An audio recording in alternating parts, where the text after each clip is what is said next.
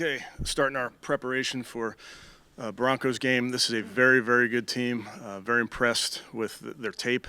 I think they're very talented, very well coached on all three sides of the ball.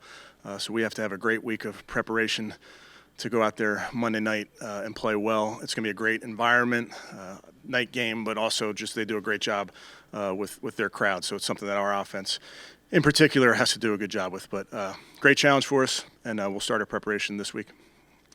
Any questions you got? And how does we talked a little bit about Bo on Monday, but in Sean's offense specifically, how does that scheme fit what Bo does best? I think they're playing very, very efficiently. He's making great decisions with the ball, not turning it over. He's taking shots to Cortland Sutton, which is a very difficult cover for anybody. They're running the ball. They have multiple guys they can get the ball to, and then he's a very good scrambler. He's outstanding off schedule. So just what they're doing is very efficient. You say are like characteristics of a Sean Payton offense from time in New Orleans to the time here? Multiple personnel groupings. That's one thing that coach does a great job of. And then they do a really nice job schematically, both in the run and the pass. There's reason behind everything what they're doing and trying to get a guy open in the pass game or scheme up a run in the run game.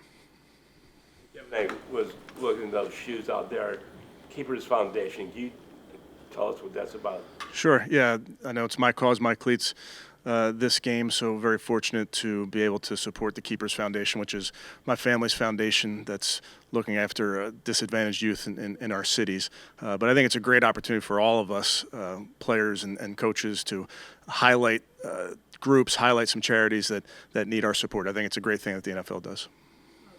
Miles just won AFC Defensive Player of the Week. Can you just address how good that is for him? Yeah, it's great. You know, we talk so much, Mary Kay, about individual accolades are tremendous. We want our guys to be recognized. The nice part is it also reflects well on your teammates. So happy for Miles and also recognize that it takes everybody to achieve those. But what Miles is doing, play in and play out, game in and game out, with the amount of attention that he gets playing and play out is pretty impressive. In Denver, Miles had struggled to get to Russell. What did Denver do? What can you say that Denver did to keep to kind of keep Miles away from Russ there? I think that's, you always go into the games understanding that they'll have a plan for Miles. It could be sliding away from him. It could be running away from him. It can be making sure there's always a tight end next to him to chip. It can also be calling plays where the ball comes out of the quarterback's hands extra fast. So those are the type of things that you go into it expecting them to do. Like he's making another strong case for NFL Defensive Player of the Year. I mean, if you're asking me, yes, I don't have a vote, but I think, and I made this point the other day, what he's able to accomplish with the amount of attention that he gets is truly impressive. It's like a degree of difficulty type thing. So for him to produce when they're trying everything in their power to make sure he doesn't wreck the game is again, running out of superlatives. We talked about Jerry, and you mentioned just the versatility, that he's able to take a short pass and deep ball. How important is that from your perspective, the ability to do all those different things? Well, it makes it much harder on the defensive backs. You go into a matchup with a receiver as a DB, you're thinking about the routes that he can run, and if it's a limited route tree, it makes it easier to defend. When it's an expanded route tree like Jerry, it makes it more difficult because, I think his first catch of the night last week was on a slant route, and it went for, 20 yards, whatever it was, and then making plays down the field as well. I think that just makes life more difficult for the DBs because they have to cover the entire field. You mentioned his ability in the scramble drill, too. He's been so good at that. And I know you guys work that, but how much of that is just instincts?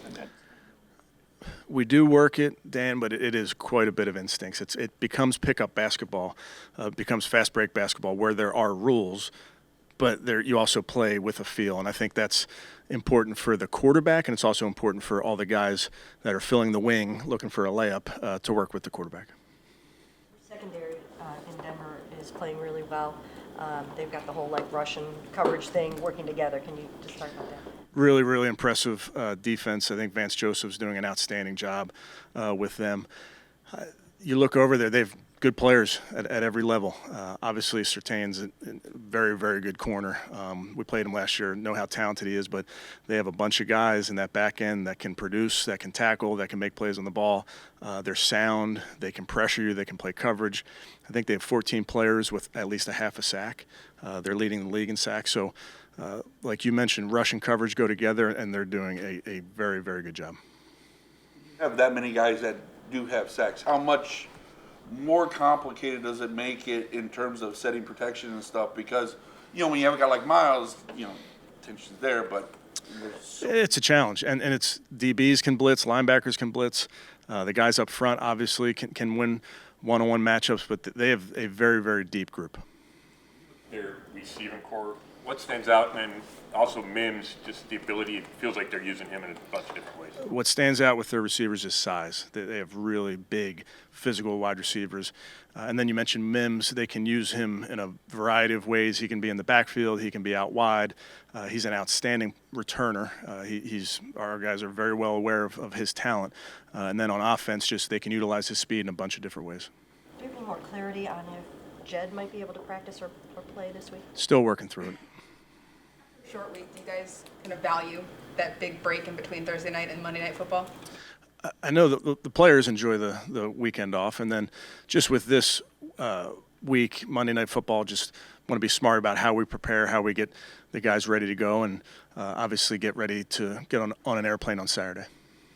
You mentioned Surtain. What makes him one of the best guys in the league? Size, strength, speed, quickness, athleticism, ball skills. He's the prototype. He's outstanding. Did he go cover one of your guys last year? Like, was he on somebody all game? And do you have an expectation what he'll do this week? He does typically follow the top guy. We'll see. You go into these games, you really have to wait till you get there to see.